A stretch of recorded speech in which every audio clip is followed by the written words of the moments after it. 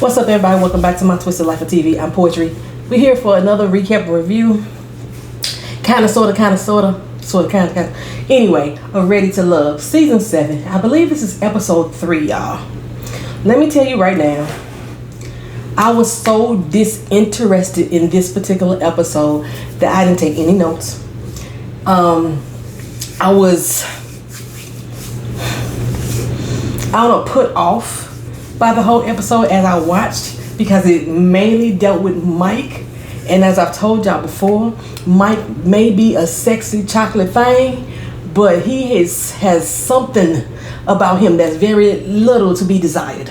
The way he speaks about women, the way he carries himself, he's very self-fucking-centered, egocentric. We all know he's IG thirst trap, baby. We already know this. But there is nothing that I can see that he is bringing to the table, has helped put on the table, has helped to build the table. Nothing that he seems to have to offer other than he's a sexy chocolate man. That's it. And I was so disgusted with watching him all through this fucking episode. We didn't get to see a lot of too many people. We're going to start this episode off. Tommy wants them to switch it up again. And they never do what the fuck Tommy say do. They want him to get creative with their dates. So some of them get a little creative. They're not really, because they do this every fucking season. Every fucking season they go to an adult goddamn jungle gym and think that's something creative. Every fucking season. Okay? But he told these fools, think about the woman that you want in your life. Think about the one that you are drawn to the most. Don't pick anybody that's like that. Pick somebody totally opposite of what that person is. And that's who you date this week. Who the fuck did that? Nobody, probably. Maybe Mike. Okay, because let's see. Zoe. Or was it Samson? Zoe went out with Shakira. I can't think of the girl name now. Shakira. Well, not Shakira. And one of the things, I was watching this J-Dub channel and talk about it. He said one of the things that gets on his nerve about Shakira is that she cried about her kid all the time.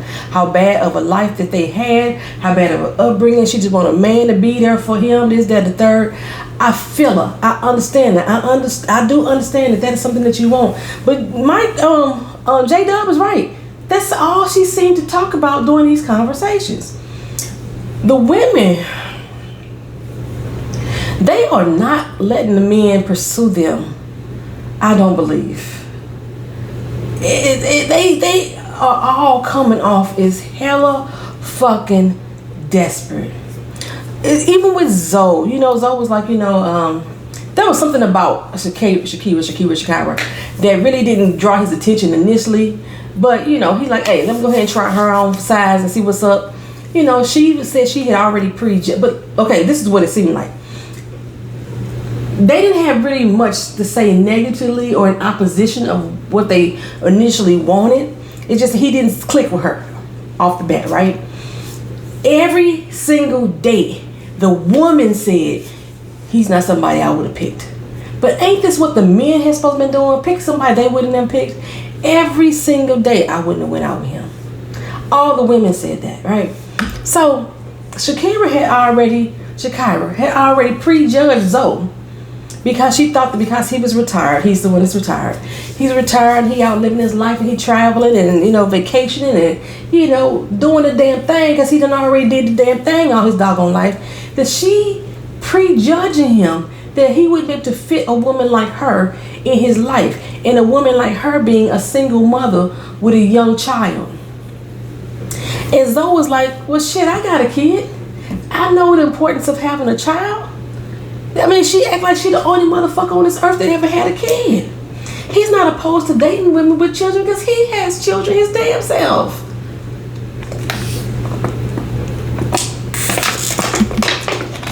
He understands that that's a package deal. And she was like, well, you didn't ask for my number. You gonna take my number? I was like, I don't know. It's just something about the whole vibizations that's going on over here that I don't like. I don't like the way these women move. I don't like the way these men move. It seems so manufactured, so thirsty. So thirsty. So thirsty. My God. Oh my God. Between her and April, when she threw her leg up on Mike and was like, well, they act like you was into me, and just say you're not into me. Just say yes or no. Girl, how many times the man gotta not say nothing to your ass that he like you? He ain't even saying that for you to get that he don't like you. Like, what are you trying to force him to say? Just say the words. Just tell me. Why she throwing her leg, straddling her leg all over him, rubbing all down his beard and slapping all on his arms and stuff. She sat there and said, you act like you don't like me, and then throw herself on top of him. Is that supposed to make him like you? Kayla is like, what is going on over here? Something about Kayla just rubs me the wrong way. She don't seem fun. She just seem... Kayla has that I'm that bitch attitude. And I mean, I guess you're supposed to feel that way about yourself. But I don't see the draw that these men have to her other than the physical attraction. Because there's nothing that Kayla has really said or done that makes me think that she's a boss bitch in relationships or anything else she does in life. She just seems to have does she got a rested bitch face? I don't know. It's just something about Kayla that just rubbed me the wrong fucking way. Okay, so Looney back. You know, she had the C-19. Something about Looney make me think she fucking loony. I don't know if it's her delivery and the way that she speaks, but she is extra. She's animated. So she's extra animated. I'm animated, but Looney is all extra animated. Okay, period. She's all that type of vibe and feeling and demeanor. Maybe that's so natural where they live in. But I'm like, girl, you putting 20 on 10 for what? You a beautiful sister. LJ Smooth went out with her. Now, again, the assignment was to go out with somebody that you normally would not date. LJ Smooth said he been keeping in touch with her this entire time. They vibe right off the top. They had a connection right off the top. So why would you go out with Looney? I don't understand that. According to Looney, LJ Smooth, the only one of the men who has asked for her phone number.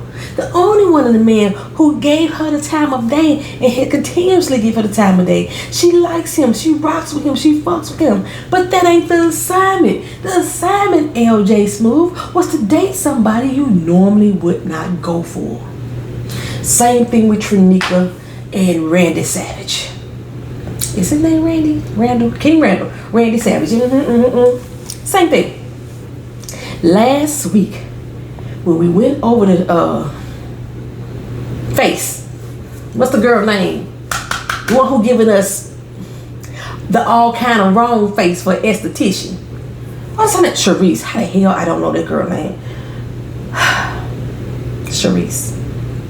When they went to Sharice's house last episode, Trinika and Randall came together. They came together. They said they appeared at her house together. They went to Sharice's houses together. Now you sitting here telling me that she the one who you ain't have no attraction to? A lie don't care who tell it, and y'all all telling it all. You all telling it all. Who else had an individual date? Samson and Sharice. Now, Samson said he initially had an attraction to her too. She was number one in his book too. Something about her conversation turned him off because she didn't seem attentive. Sharice is one of them people that would go on a date and stay on her cell phone the whole doggone time. That's what it's the vibe that she was giving him, okay? So that turned him off. But other than that, Sharice was number one in his book. So Sharice is the type of person that you would have went for, Samson. So you didn't follow the assignment either. Anyway, they felt that they had a good conversation. They was connecting and bonding. We already know because they show us the doggone clips all through the fucking episode. Sharice and Samson gonna have a blow up. Samson gonna tell Sharice she the fakest motherfucker that he ever know. We already know it. It ain't no spoiler. If you've seen the doggone previews of the show or the opening of the show or what's gonna happen this year, we already know that's gonna happen. They gonna fall apart, okay? But still, she ain't the opposite of what you would have normally went for. She's exactly what you would have went for. It's just that her conversation was what you wanted it to be at the beginning. So there is not one person that went on an individual date with somebody who is the opposite of what they were looking for. Maybe Alonzo. Maybe Alonzo is the only one who followed the brief. But with that being said, every last single woman, not every last single woman, because Trinika was more than happy to go out with Randall. She was baby, she was so giddy, and she was so forward, and he was like, "Who you making me nervous?" She had to make him feel comfortable. Every single person have to make these men feel comfortable on a date because the women are so fucking aggressive and so forward in their interaction with them. It's one thing to be flirtatious. It's one thing to be confident. But y'all have really switched roles here. These women have a lot of masculine energy when it comes to approaching a relationship, and the men have very much feminine energy when it comes to it. They have really did some role reversals on here. Really have done some role reversals.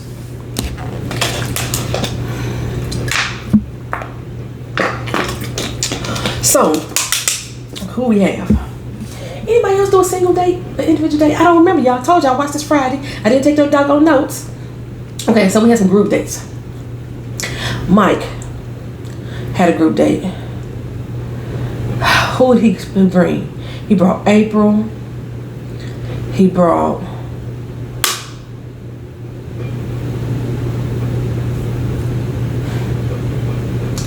I can't remember. Because Mike went on a couple group dates, didn't he? Because they did the axe throwing date. The axe throwing date was Swayze, Mike, I thought, Brandy, Kadian. I thought there was somebody else. Might not have been somebody else. I don't remember. Okay, with that date, you know, Mike sat down and talked to Kadian. There was nothing that Kadian said that should have been offensive to him or to throw him off. You know, he said that she was a bit too tense. She's too combative or something to line up with that. I thought he said she was too aggressive. It wasn't that word. I don't remember what the fuck Mike called her, but it offended Katie. And she's like, that's because that's not me. Give me an example. What have I done to show you that that's who the fuck I am? And you know, Mike has this way of, if a woman says one thing that he don't agree with, then they are immature. Then they are he start calling out their age and stuff. He too grown for that. You know, I done been through that. I'm too grown for that. I'm too much of a man for that. Like they childish or something. There was nothing Katie said that I remember that would have put him in that mindset that she was beneath him. Because that's basically how he look at all these women. All of them except for Brandy. Because Brandy's always and giggling up in his doggone face all the doggone time. He had a conversation with Sharice. And Sharice told him, because she said it in the girl session, that she really didn't look at him as an interest because he had an ex-wife and he got 3 kids, and she considered that baggage because that ain't what she wants in her life. If she wants somebody who has never been married, never had kids, and hopefully she can one day have kids herself with this person. And Mike like, you 45. She looked like she's 53, but she's 43. And 43, 44, 45 is up there kind of age to be still having kids, but we could do it, honey. Okay, we could do it. Trust me, I'm 49 and I can still have a baby. Okay, my friends don't want me to, but if I got something, I would still do it if I could. Anywho, but he got offended that she said it was baggage. To her, that is baggage. To her, that is baggage.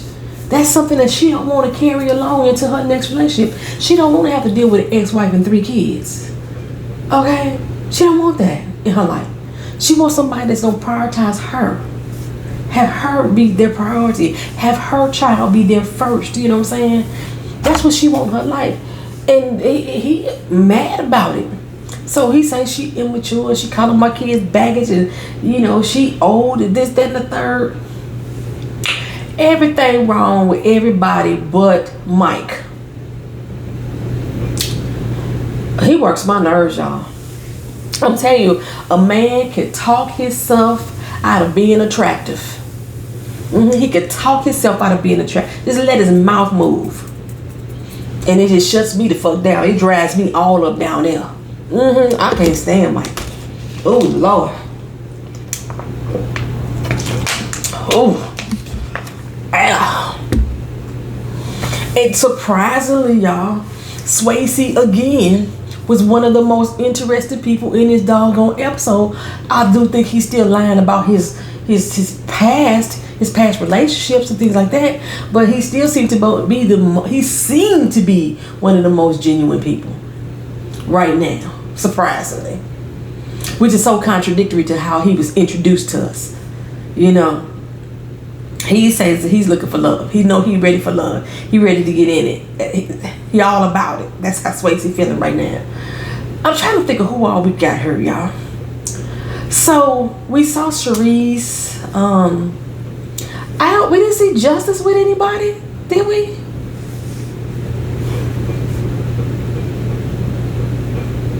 I don't remember Justice being shown with anybody. Okay, so Justice, Alonzo, Samson, Randall, LJ Smooth, Swayze, Mike. Is it an 8th man? Should be 8 men, right? It's an 8th man that I can't remember. I thought it was 8 men right now. Who's the 8th man? He's so not important that I can't remember who he is. If there is 8 men, we only had 2 men being evicted, right? No, we had 3 men gone. It's 7 men left. So that's it for the men, right? Okay, so for the women, we saw Charisse had him meet up with Mike. Surprisingly, I understood Charisse wholeheartedly. But did y'all see the close-ups on her face? Baby girl, you need to switch over to my line. I don't know if once you mass produce your line, they started adding chemical peels and all kind of stuff. And I know that you offer fillers and things like that at your little, she got like almost like a spotlight clinic type thing for skincare, and she does the fillers. Stop putting them in your own face. You starting to really see, the effects of them, the long-term effects of it. And I know I read her background, her bio before. She done had, issues with acne and blemishes and stuff growing up. This is a spider bite. If everybody wondering about that blemish I got on my face, and then all the rest of these is moles is breaking out. It runs in my family, the moles. Okay. But and I haven't put anything on my spider bite to help get rid of the dark spots yet. I can. No, that's not. This toner that I have. It's a floral toner. Y'all can't see that good anyway. It's a floral toner for the face. Yeah, that'll do my face justice. It did help freshen me on up. And Patricia, if you're watching this episode, girl, check your email. I sent you the stuff, girl. I sent you the information. Okay, so we saw Charisse. We saw Trinika. We saw Katie. We saw Brandy Gill all over Mike. We saw Shakira. We did not see April interact with anybody. I do not recall seeing Jamala react with anybody. Who's the other women? This cast so fucking forgettable. Kayla. She was making her moves and doing her thing like she always do. We saw her. In the end, child, everybody feeling them. Who they feeling? It don't matter. It don't matter who they feeling. Who they not feeling was Katie and April. April, girl, you should not be on this show. You know, she received it well that she was going home. But there is nothing that April has shown us that has made me believe she is clicking with anybody on this show. Not only is she one of the older women, I think she's 46. She's one of the older women on the show. She looks it, but she looks like she's trying to be more youthful than she really is. And it's a great contrast. I be telling people all the time, moisturize that motherfucking neck, child. Her neck has aged more than her face, but her face still looks like she's an elder. Okay, and her conversation,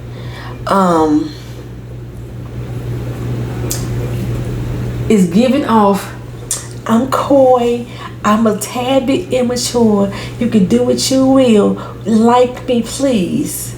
It's giving that off to me. So I don't understand why KDM was in the bottom over Sharice. I don't understand why KDM was in the bottom at all.